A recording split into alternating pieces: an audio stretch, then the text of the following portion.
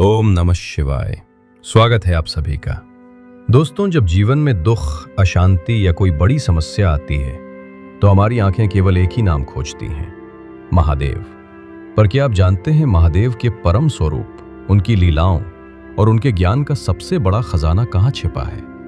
वो है शिव महापुराण में। आज से हम एक ऐसी यात्रा शुरू कर रहे हैं जो आपको शिव के उस संसार में ले जाएगी जहां जाकर आपको धर्म, अर्थ, काम और मोक्ष, ये चारों पुरुषार्थ प्राप्त हो सकते हैं। शिव महापुराण केवल एक धार्मिक ग्रंथ नहीं, ये परम ब्रह्म के स्वरूप का विज्ञान है। इसे 18 महापुराणों में सबसे महत्वपूर्ण स्थान दिया गया है, क्योंकि ये सीधे सदाशिव की महिमा का गान करता है।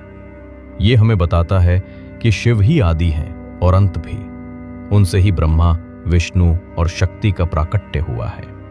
इस ग्रंथ में कुल 7 संहिताएं खंड हैं, जिनमें 24,000 श्लोक हैं। हर श्लोक अपने आप में एक ज्ञान का महासागर है। अब सबसे जरूरी सवाल, आखिर कलयुग में शिव पुराण का इतना महत्व क्यों है?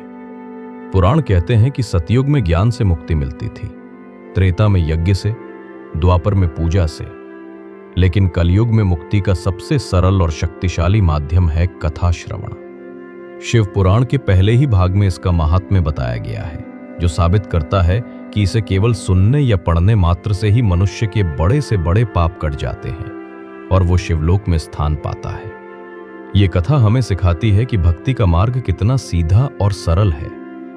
ये समझने के लिए मैं आपको महात्म्य की एक छोटी सी कथा का सार बताता हूँ। एक नगरी में चंचुला नाम की एक स्त्री थी, जो अपने जीवन में बहुत पाप कर्म करती थी। उसका आचरण ठीक नहीं था। दुख और पाप के कारण उसका जीवन नर्क जैसा बन गया था। एक दिन भटकते भटकते वो एक पुण्य स्थान पर पहुंची, जहां शिव पुराण की कथा हो रही थी। उसने वहां केवल कुछ क्षण बैठकर कथा को सुना। जीवन के अंतिम समय में जब यमदूत उसे लेने आए तो वे सफल नहीं हो पाए, क्योंकि शिव के गण वहां प्रकट हो गए।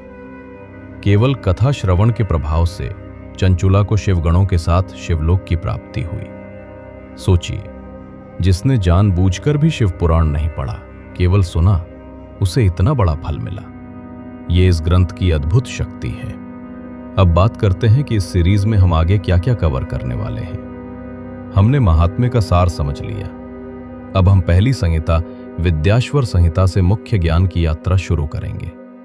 अगली वीडियो में हम सृष्टि के आरंभ, परम शिव के स्वरूप और उस प्रसिद्ध कथा को समझेंगे जब ब्रह्मा और विष्णु के बीच विवाद हुआ था और शिव अनादि ज्योतिर्लिंग के रूप में प्रकट हुए थे।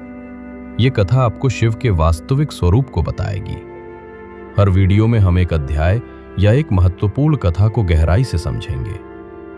अगर आप जीवन में सच्चा सुख और ज्ञान चाहते हैं तो ये सीरीज आपके लिए है। शिव पुराण का श्रवण और पठन हर मनुष्य के लिए कल्याणकारी है।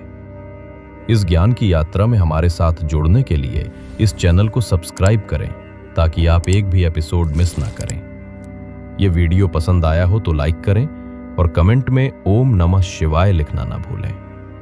मिलते हैं अगली वीडियो में।